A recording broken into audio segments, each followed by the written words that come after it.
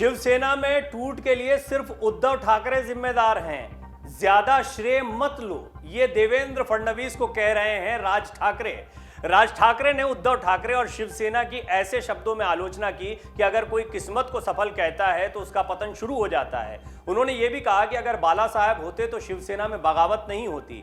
महाराष्ट्र नवनिर्माण सेना प्रमुख राज ठाकरे ने शिवसेना में बगावत को लेकर शिवसेना प्रमुख उद्धव ठाकरे की आलोचना की है। उन्होंने ये भी कहा कि अगर शिवसेना प्रमुख बाला साहब ठाकरे आज जिंदा होते तो ये संभव नहीं होता।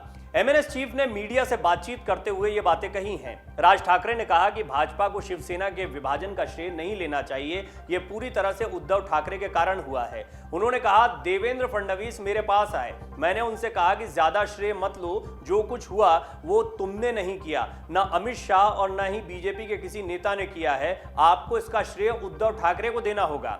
बाला साहब ठाकरे के भतीजे राज ठाकरे ने आगे कहा, संजय राउत पर तमाम आरोप लगे कि उनके बयानों के कारण ऐसा हुआ, इसमें संजय राउत का क्या रिश्ता है। मैं समझ सकता हूं कि हर दिन वो टेलीविजन पर आते हैं, हर दिन वो कुछ ना कुछ कहते हैं जो लोगों को परेशान कर सकता है, लेकिन उनके बयानों से विधायक बटे हुए नहीं थे। उन्होंने कहा, जब बाला साहब ठाकरे ने सामना शुरू किया तो उनका खर्च 3,54,000 रुपए था, अब वो कुछ ही लोगों के पास जाता है, तब ये बहुत लोकप्रिय था। आज कितने लोग मार्मिक को पढ़ते हैं?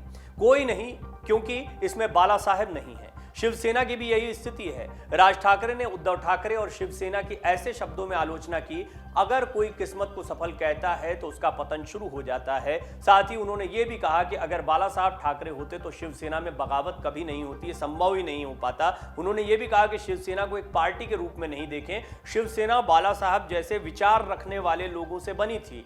राज ठाकरे ने यह भी कहा कि शिवसेना नेताओं ने यह दिखावा किया कि उन्हें मुख्यमंत्री का पद नहीं दिया गया। जब विधानसभा प्रचार के दौरान उद्धव ठाकरे उनके बगल में बैठे थे, तब प्रधानमंत्री नरेंद्र मोदी ने कहा था कि देवेंद्र फडणवीस मुख्यमंत्री होंगे। उसके बाद अमित शाह ने यह भी कहा कि बीजेपी का ही मुख्यमंत्री बनेगा। उस समय उद्धव ठाकरे ने ऐतराज क्यों नहीं जताया? नतीजे आने के बाद ऐसा क्यों किया है? राज ठाकरे की इन बातों को गंभीरता से लेना चाहिए। इशारों में वो कई गंभीर बातें कह जाते हैं। सबसे बड़ी बात यह कि शिवसेना को पार्टी न समझकर बाला साहब ठाकरे का विचार समझा जाए, और ये विचार आज किसके पास सुरक्षित दिखाई देता है? निश्चित तौर पर राज ठाकरे के पास।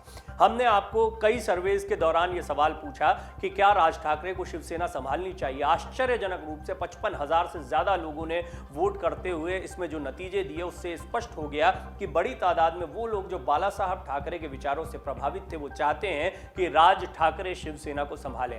अब राज ठाकरे मुखर हो गए हैं, वो लगातार इस मुद्दे पर बोल रहे हैं, और ये उनकी सबसे महत्वपूर्ण बात है जो उन्होंने शिवसेना में फूट को लेकर कही है। उन्होंने कहा है कि बीजेपी को इसका श्रेय नहीं लेना चाहिए, इसका श्रेय जाना चाहिए उद्धव ठाकरे को। इन्हें उद्धव की नाकामी को ज्यादा हाईलाइट करना चाहते हैं, बजाय इसके कि अमित शाह या बीजेपी ने कोई बहुत बड़ी रणनीति खेलते हुए शिवसेना में फूट कर दी है। कुल मिलाकर आने वाले दिनों में राज ठाकरे अपनी संभावनाओं को तलाश रहे हैं। या तो वो महाराष्ट्र नवनिर्माण सेना को मजबूत करने के लिए शिवसेना के नाराज और निराश काडर को अपनी तरफ लाने की कोशिश करेंगे, या बहुत मुमकिन है यदि उन्हें अप्रोच किया जाता है शिव सैनिकों की तरफ से तो वो शिवसेना के एक नए रूप को संभालें।